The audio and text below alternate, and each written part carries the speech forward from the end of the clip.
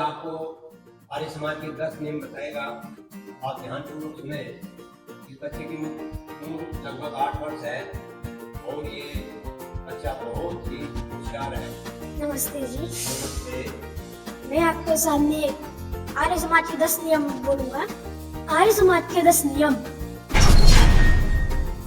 नियम पहला, सब सत्य विद्या और जो पदार्थ विद्या से जाने जाते हैं उन सबका आदि मूल परमेश्वर है।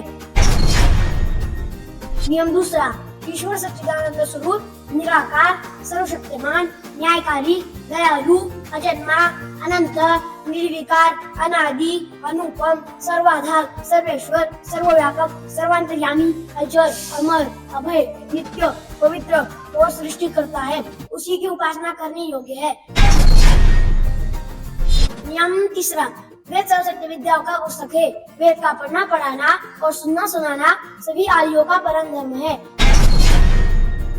नियम चौथा, सत्य के ग्रहण करने में और असत्य के छोड़ने में सर्वदा उद्यत रहना चाहिए। नियम पांचवा, सब काम कर्मानुसार अर्थात सत्य और असत्य को विचार पूर्वक करना चाहिए। नियम छठा, संसार का उपकार करना इस समाज का मुख्य उद्देश्य है, अर्थात शारीरिक, आत्मिक और सामाजिक उन्नति करना। नियम सातवां, सबसे प्रति पूर्वक धर्मानुसार यथा योग्य वर्तना चाहिए।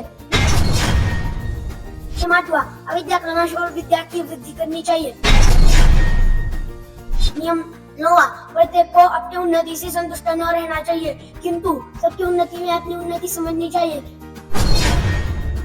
नियम 10वां, सब मनुष्यों को सामाजिक सब हितकारी नियम पालने में स्वतंत्र रहना चाहिए और प्रत्येक हितकारी नियम में सब स्वतंत्र रहे। ये बच्चा मात्र 8 वर्ष का है। अभी आप देख सकते हो जो बच्चों का शारीरिक मानसिक जो निर्माण होता है वो गुरुकुल में होता है और गुरुकुल के बच्चे बड़े होकर के इनके पिताजी हमारे कालवा गुरुकुल में यहीं पे पढ़े, यहीं से उन्होंने व्याकरण किया और पूरा ब्रह्मचर्य का पालन किया। उन्होंने ब्रह्मचर्य के पालन के बाद उन्होंने निर्णय लिया गृहस्थ जीवन के लिए।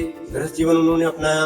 अब उनके 2 संतानें हैं, 2 बेटे हैं और वो गुरुकुल चला रहे हैं। ऐसा ना समझे कि जो गुरुकुल में बच्चे पढ़ते हैं वो बड़े होकर के कुछ नहीं कर सकते या बड़े होकर के लोगों की ऐसी धारणा है कि गुरुकुल में साधु संत बनाया जाता है। ऐसा नहीं है। गुरुकुल में ऋषि बनते हैं। तो जिसने अपने बच्चे ऋषि बनाने हैं या कोई व्यापार करना है, जो अपने रामदेव जी हैं जो इतना बड़ा व्यापार कर रहे हैं, रामदेव जी इसी कालवा गुरुकुल से पढ़ के गए। तो आप ये ना समझे कि गुरुकुल में सिर्फ मात्र ऐसी पढ़ाई होती है जिससे कोई लाभ नहीं है। बहुत ही इस पढ़ाई से लाभ होता है।